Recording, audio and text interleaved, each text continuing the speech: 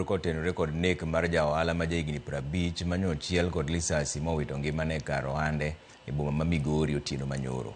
Owadgi ja ohala no wacho ni jagono nyoriko oseluro ohande kane oikore mar dok e ode. Kanyo ema nyo omonje kendo ma ochiele gi magina. Jatend obila e sub county ma Suna West Crispin Ogutu owacho ni gisechako timo nonro kotenore kod nek no ma gidhi go mbele.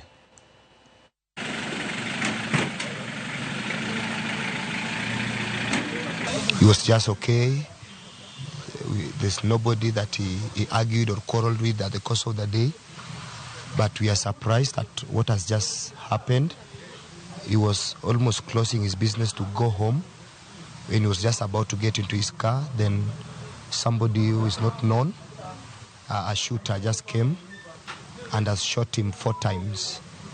And he died on the spot.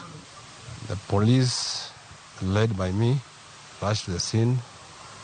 Unfortunately, we are unable to get the motive of the shooting, but the investigations have begun.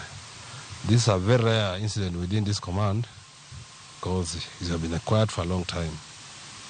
Otherwise, we promise to do everything that we can to unearth the author of this crime